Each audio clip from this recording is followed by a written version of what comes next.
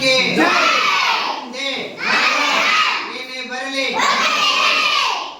ಮಕ್ಕಳ ಮುಖದಲ್ಲಿನ ನಗುವಿಗಿಂತ ಸುಂದರವಾದದ್ದು ಈ ಪ್ರಪಂಚದಲ್ಲಿ ಬೇರೇನಿದೆ ಅಲ್ವಾ? ಈ ಬಾರಿಯ ಸ್ವಾತಂತ್ರ್ಯ ದಿನಾಚರಣೆ ಯಾರಂಗಟ್ಟ ಸರ್ಕಾರಿ ಶಾಲೆಯ ಮಕ್ಕಳಿಗೆ ನಿಜಕ್ಕೂ ಬಹಳ ಸ್ಪೆಷಲ್. ಇದಕ್ಕೆ ಕಾರಣ ಯಾರಂಗಟ್ಟ ಗಿರೀಶ್ ಅವರು. ಪುಟ್ಟ ಮಕ್ಕಳ ವಿದ್ಯಾಭ್ಯಾಸಕ್ಕೆ ಪ್ರೋತ್ಸಾಹ ನೀಡುವ ನಿಟ್ಟಿನಲ್ಲಿ ಅವರು ಶಾಲೆಯ ಪ್ರತಿಯೊಬ್ಬ ವಿದ್ಯಾರ್ಥಿಗೂ ಕಲಿಕಾ ಸಾಮಗ್ರಿಗಳನ್ನು ಪ್ರೀತಿಯಿಂದ ಉಡುಗೊರೆಯಾಗಿ ನೀಡಿದ್ರು.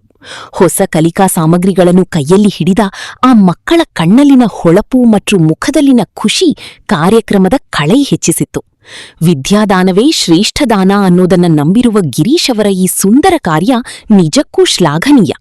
ಮಕ್ಕಳ ಭವಿಷ್ಯ ಬೆಳಗಲಿ, ಶಾಲೆಯ ಆವರಣ ಸದಾ ಹೀಗೆಯೇ ಮಕ್ಕಳ ನಗುವಿನಿಂದ ಕೂಡಿರಲಿ. ಜೈ ಹಿಂದ್.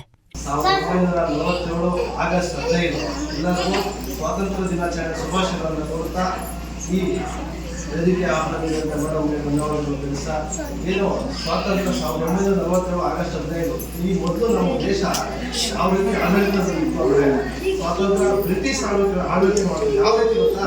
ನಾವು ಬೆಳೆದಿರ್ತಕ್ಕಂಥ ಧಾನ್ಯ ದವಸಗಳು ಎಲ್ಲ ನಾವು ಮಾಡ್ತಿದ್ರೆ ಯಾರೋ ಬಂದು ನಮ್ಮ ಸ್ವತಂತ್ರ ಹಕ್ಕನ್ನು ಕಿತ್ಕೊಂಡು ಅವರೇ ತಗೊಂಡು ಹೋಗ್ತಾ ಇದ್ರು. ನಮ್ಮ ಆಳ್ವಿಕೆ ಆ ಥರ ಮಾಡ್ತಿದ್ರು. ಆಗ ನಮ್ಮ ಮಹನೀಯರು, ನಮ್ಮ ಭಾರತ ದೇಶದ ಮಹಾತ್ಮ ಗಾಂಧೀಜಿಯವರು, ಸುಭಾಷ್ ಚಂದ್ರ ಬೋಸ್ ಅವರು, ಜವಾಹರ್ಲಾಲ್ ಅವರು, ಮತ್ತೆ ಭಗತ್ ಸಿಂಗ್ ಆಗಿರ್ಬೋದು, ಕಿತ್ತೂರು ರಾಣಿ ಚೆನ್ನಮ್ಮ ಆಗಿರ್ಬೋದು, ಇವರೆಲ್ಲ ಮಹನೀಯರು ಸಹ ನಮ್ಮ ಸ್ವತಂತ್ರ ನಮಗೆ ಬೇಕು ಚಳವಳಿಗಳನ್ನು ಅನೇಕ ಸತತವಾಗಿ ಹೋರಾಟಗಳನ್ನು ಮಾಡಿ ಬ್ರಿಟಿಷರೇ ನಮ್ಮ ಭಾರತ ದೇಶವನ್ನು ಬಿಟ್ಟು ತೊಲಗಿ ಅಂತ ಹೇಳಿ ನಮ್ಮ ದೇಶದ ಎಲ್ಲ ಒಂದು ಮಹನೀಯರು ಸ್ವಾತಂತ್ರ್ಯಕ್ಕಾಗಿ ಹೋರಾಟ ಮಾಡಿ ನಮಗೆ ಆಗಸ್ಟ್ 15, 1947 ಸ್ವಾತಂತ್ರ್ಯ ತಂದುಕೊಟ್ಟಿರ್ತಾರೆ. ಹಾಗಾಗಿ ಪ್ರಜೆಗಳೇನಿದ್ದು ನಮ್ಮ ಸರ್ಕಾರ ಹೇಗಿದೆ ಅಂದರೆ ಪ್ರಜಾಪ್ರಭುತ್ವ, ನಮ್ಮ ಸಂವಿಧಾನ ಬಂದ ನಂತರ ಸ್ವಾತಂತ್ರ್ಯ ಅಂದರೆ ಏನು, ನಮ್ಮ ಹಕ್ಕನ್ನ ಯಾವ ರೀತಿ ಪಡಿಬೇಕು ಅನ್ನೋದನ್ನ ನಾವು ಸ್ವತಂತ್ರವಾಗಿ ನಮ್ಗೆ ಕೊಟ್ಟಂತ ಮಹಿಳೆಯರಿಗೆಲ್ಲರಿಗೂ ಸ್ಪಂದಿಸುತ್ತಾ ಈಗಾಗಲೇ ನೋಡಿರ್ತಕ್ಕಂಥ ನೋಡ್ಬೇಕು. ಈಗ ನಮ್ಮ ಸ್ವತಂತ್ರ ಬಂದಿದೆ, ಅದು ನಮ್ಗೆ ಸಿಕ್ಲಿಲ್ಲ. ಯಾಕೆ ಗೊತ್ತಾ? ಈಗ ಪ್ರತಿಯೊಂದು ವಿಚಾರಕ್ಕೂ ಹೋರಾಟ ಮಾಡೋದು. ನಮ್ಗೆ ಬೇರೆ ನ್ಯಾಯ ಸಿಗ್ಬೇಕಂದ್ರೆ ಹೋರಾಟ ಮಾಡೋದು. ಆ ಮಟ್ಟಕ್ಕೆ ರಾಜಕಾರಣಿ ನಮ್ಗೆ ನಾವು ಸ್ವತಂತ್ರ ಸಿಕ್ಕಿದ್ರು ಸಹ ನಮ್ಗೆ ಪ್ರಜೆಗಳಿಗೆ ಸ್ವತಂತ್ರ ಸಿಗ್ದಂಗಿಲ್ಲ. ಹಾಗಾಗಿದೆ ನಮ್ಮ ಪರಿಸ್ಥಿತಿ.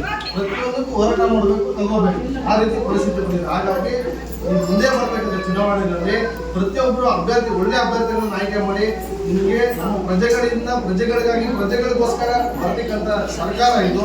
ಈ ಯುವ ಸರ್ಕಾರ ಸ್ವತಂತ್ರಕ್ಕಾಗಿ ಬಂದಿರ್ತಕ್ಕಂಥ ಸರ್ಕಾರಗಳು ನಮ್ಮ ನ್ಯಾಯಕ್ಕಾಗಿ ಓಡಾಡಬೇಕು, ನಮ್ಮ ಪ್ರಜೆಗಳಿಗೋಸ್ಕರ ಓಡಾಡಬೇಕಂತ ಹೇಳ್ತಾ ಈ ಮಾತನ್ನು ಮುಗಿಸ್ತಾ ಇದ್ದೀನಿ. ಅದ್ರ ಜೊತೆಗೆ ಮತ್ತೆ ನವೋದಯ ಟ್ರಸ್ಟ್ ಕಡೆಯಿಂದ 4ನೇ ತರಗತಿ 5ನೇ ತರಗತಿ ಮಕ್ಕಳಿಗೆ ಉಚಿತವಾಗಿ ಕೋಲಾರದಲ್ಲಿ ನವೋದಯ ಟ್ರಸ್ಟ್ ಇಂದ ನವೋದಯ ಕ್ಲಾಸ್ 4-5 ಇರುತ್ತಲ್ಲ ಆ ಮಕ್ಕಳಿಗೆ ಟ್ಯೂಷನ್ ಮಾಡ್ತಿದ್ದಾರೆ.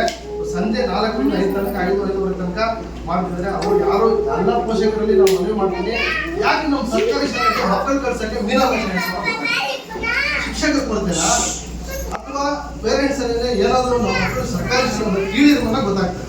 ತುಂಬಾ ಸತಿ ನೋಡಿದ್ದೀನಿ, ಮಾಸ್ಟರ್ ಜೊತೆ ಮಾತಾಡಿದ್ದೀನಿ, ಮೇಡಮ್ ಜೊತೆ ಮಾತಾಡಿದ್ದೀನಿ, ಅನೇಕ ಸರಿ ಮೇಡಮ್ ಎಲ್ಲ ತುಂಬಾ ಎಷ್ಟು ನಮಗೆ ಹಿಂದೆ ಟೀಚರ್ಸ್ ನಾವು ಸ್ಪಂದಿಸ್ತಾ ಇಲ್ಲ. ಓಕೆ, ಈಗ ಮೇಡಮ್ ಅದರಿಂದ ಅದು ಆಂಗ್ಲ ಮಾಧ್ಯಮ ನಡೆಸ್ತಿದ್ದಾರೆ ಸರ್ಕಾರಿ ಶಾಲೆ. ಮೊದಲು ಕನ್ನಡ, ಈಗ ಇಂಗ್ಲಿಷ್ ಮೀಡಿಯಂ ಮಾಡ್ತಿದ್ದಾರೆ.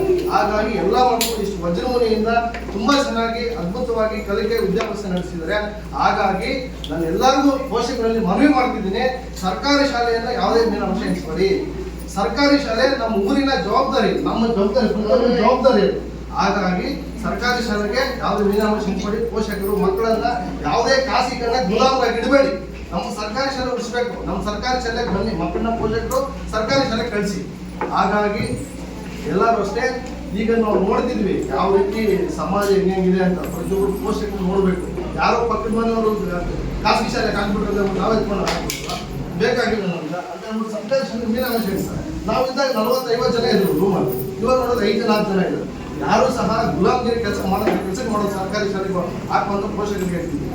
ದಯವಿಟ್ಟು ಸರ್ಕಾರಿ ಶಾಲೆ ಉಳಿಸಿ, ಸರ್ಕಾರಿ ಶಾಲೆ ಬೆಳೆಸಿ ನಮ್ಮೆಲ್ಲ ಕರ್ತವ್ಯ ಅಂತ ಹೇಳ್ತಾ ನನ್ನ ಮಾತನ್ನು 2 ಮಾತು ಅವಕಾಶ ಮಾಡಿಕೊಂಡು ನಮ್ಮೆಲ್ಲರಿಗೂ ನನ್ನ ಮಾತನ್ನು ಉಳಿಸಿ.